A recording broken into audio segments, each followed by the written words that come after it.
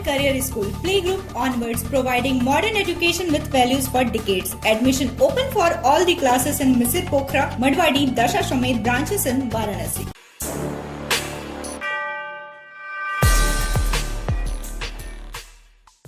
हिमांशु जी, आज वाराणसी में आने का क्या मकसद है?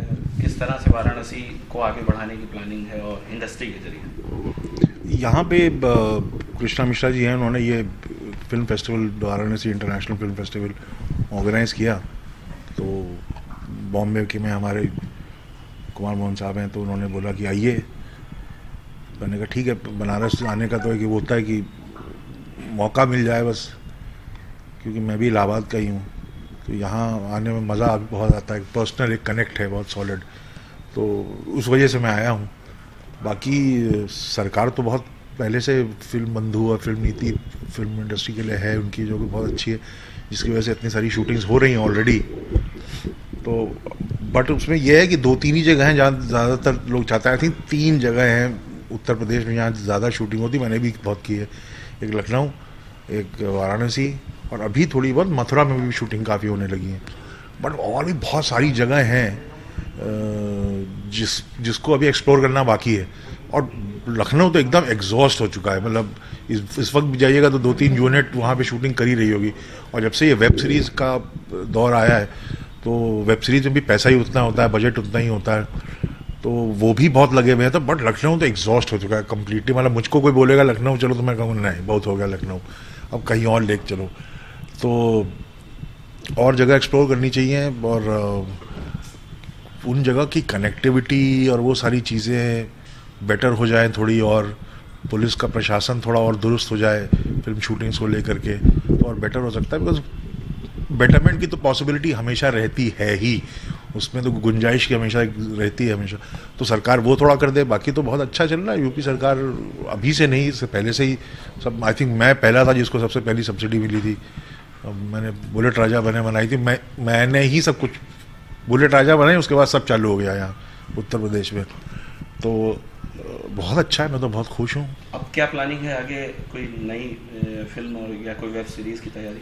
हाँ, मेरी ऑलरेडी 2 वेब सीरीज़ तो चल रही हैं हॉटस्टार में। एक का नाम है क्रिमिनल जस्टिस और एक का नाम है आउट ऑफ लव। ये दोनों बहुत अच्छा कर रही हैं बहुत। और अभी एक और वेब सीरीज़ हॉटस्टार के लिए बनाने जा रहा हूँ।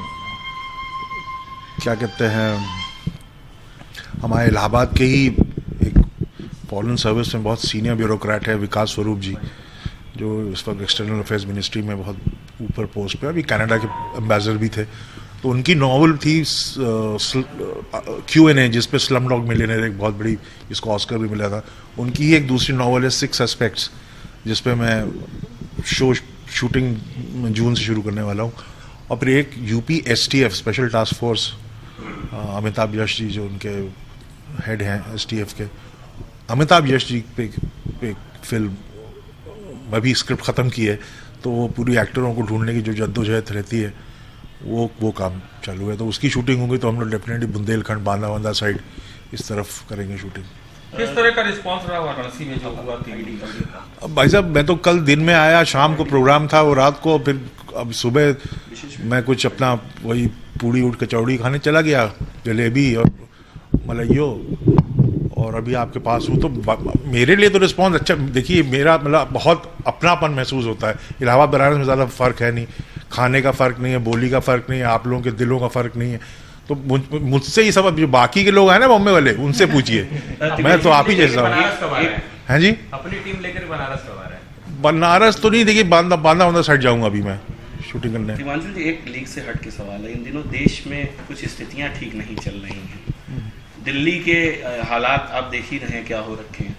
क्या मैसेज एक स्टार की तरफ से, एक भारतीय की तरफ से देना चाहेंगे, या क्या अपील करना चाहेंगे लोगों से? यार, मुझे तो मेरा पुराना हिंदुस्तान दे दो भाई, जहाँ पे सब लोग अमन और शांति से प्यार से रहते हो।